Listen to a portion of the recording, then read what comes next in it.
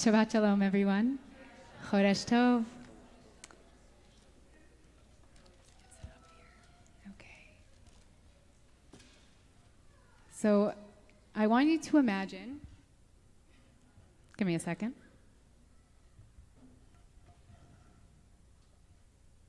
we go. Now I left you with a cliffhanger. What are you imagining? I want you to imagine that you have to move a massive pile of dirt, and all you have are some buckets.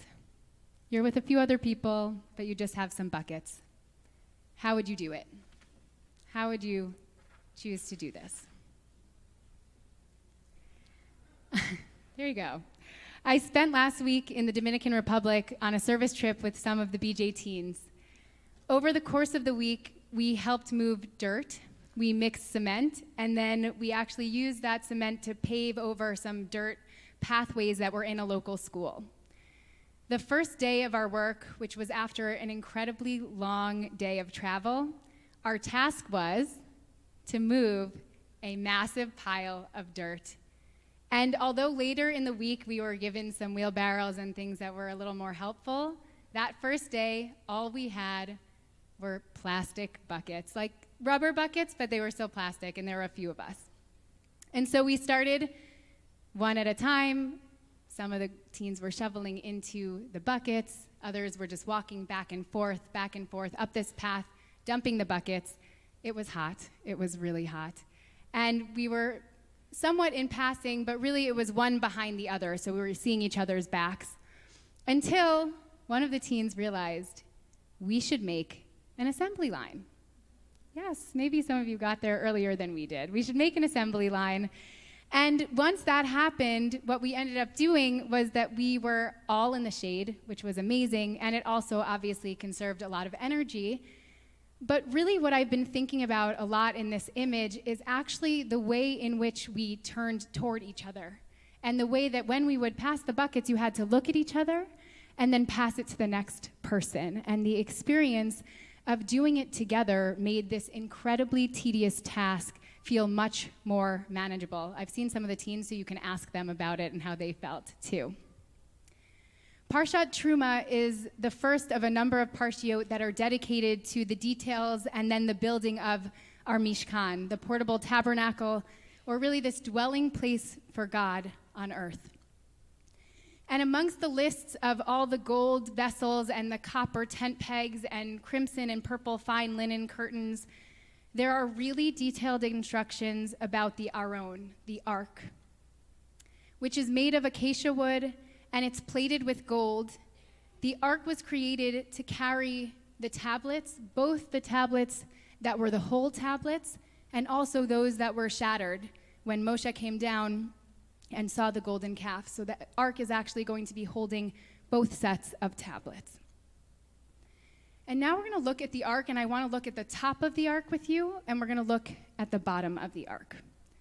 At the top of the ark is an image of two kruvim, two cherubs, that are facing one another. It says, Ish el achiv.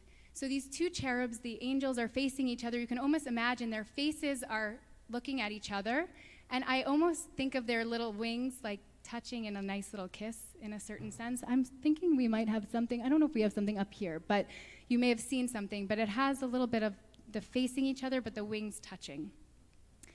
And in this image, God actually says, this is where I meet you. This is where I come to you. This is where I talk to you through, between the two faces of these kruvim, is where I am with you as a people.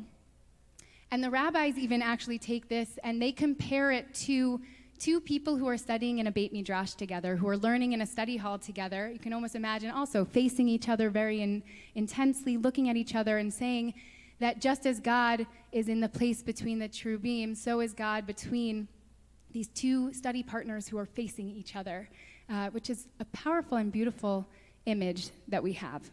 So I want to hold on to that image at the top of the ark. And now I want to go to the bottom of the ark, or the bottom part of the ark. At the bottom of the ark, there are badim. There are these poles. And these poles were used to carry the ark because this was a traveling Mishkan, and we were a traveling people through the desert. Unlike any of the other vessels that had removable poles in the Mishkan, those vessels had removable poles, and they were actually used as removable poles. When we were in motion, Bnei Yisrael would put the poles in and we would walk. When we were not, and when we would stay somewhere, the poles would come out and we would take them out of whatever that vessel was, but not the ark.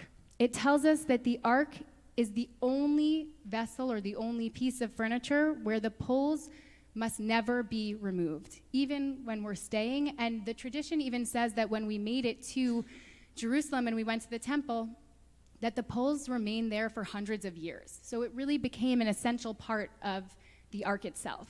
So now we have the cherubim at the top and these badim at the bottom of our ark. The Rambam even includes the fact that you can't remove the poles from the ark in his list of 613 mitzvot when he's writing out all of the mitzvot in the Torah. And he comes to say in his Code of Law in the Mishnah Torah, he tells us that when carrying the ark on their shoulders, they should carry it face to face, with their backs pointed outward and their faces inward. So imagining this, they're holding the poles, but the two people who are holding the poles in the front are actually walking backwards and facing each other. All four people are facing each other. So it gives us this image that on the top of the ark, you have the cherubim, one who faces the other. And so too, at the bottom of the ark, those who carry the ark are also people who are facing each other. It's a beautiful image of this facing each other, and then we're told that's where God is.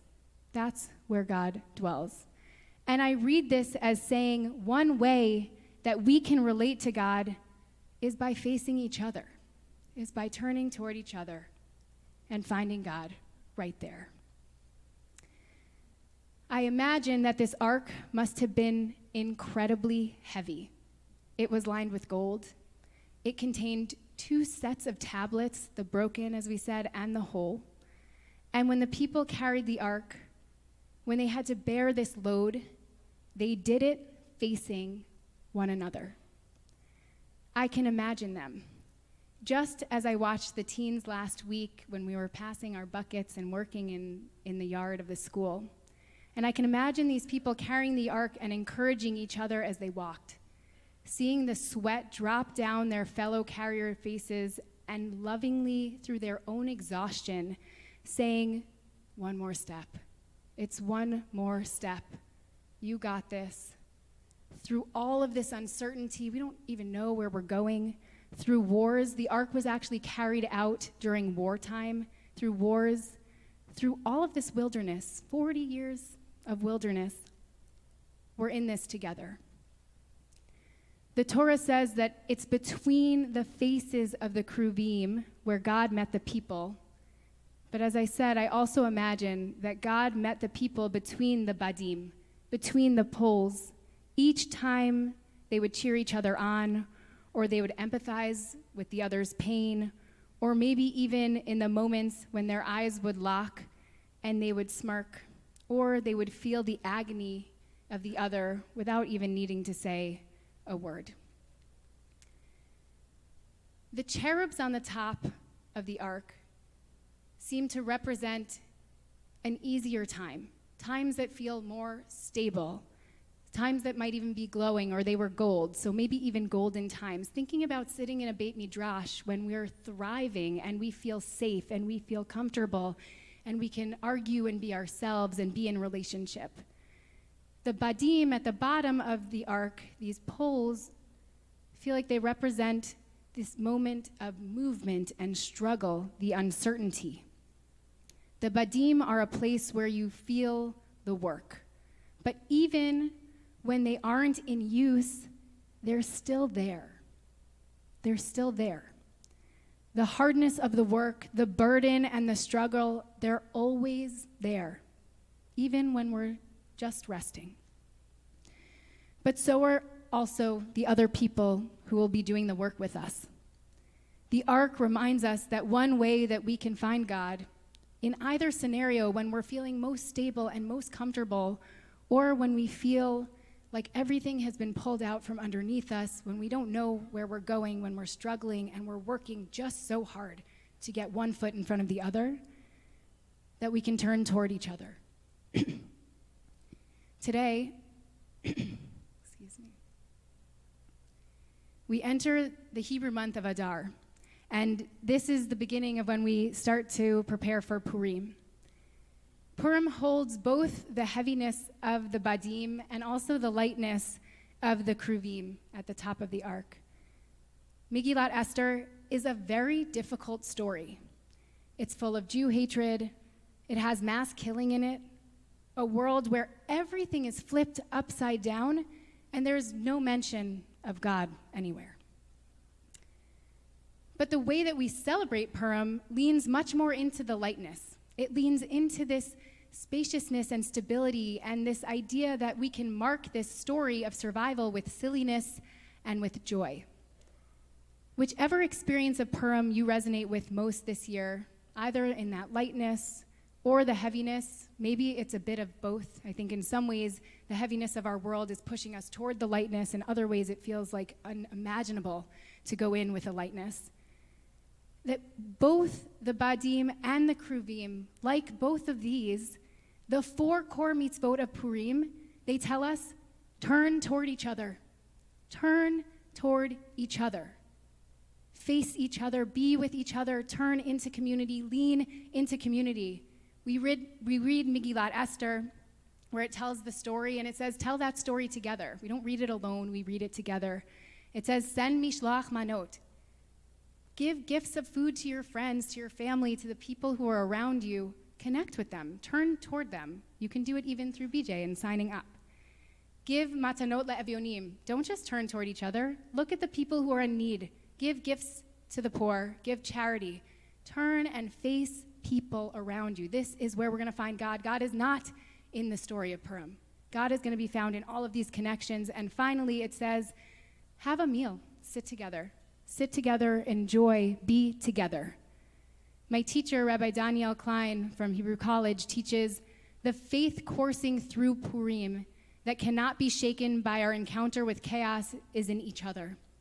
We find the comforting stability of God's presence in our commitment to care for and be in community with other people.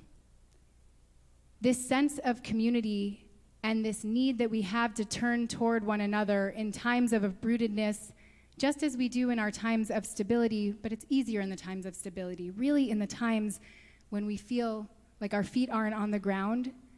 It's not only true of the ark represents this, but in the architecture of the ark, it reminds us of this, but it's also exactly the way that we build our community here at BJ. It's the way we turn toward each other and what we're exactly here for. And my hope is that as we head into this new month of Adar, that we always find that strength to turn toward one another in our search for God, whether we find ourselves in the Kruvim or we find ourselves in the Badim. Shabbat Shalom.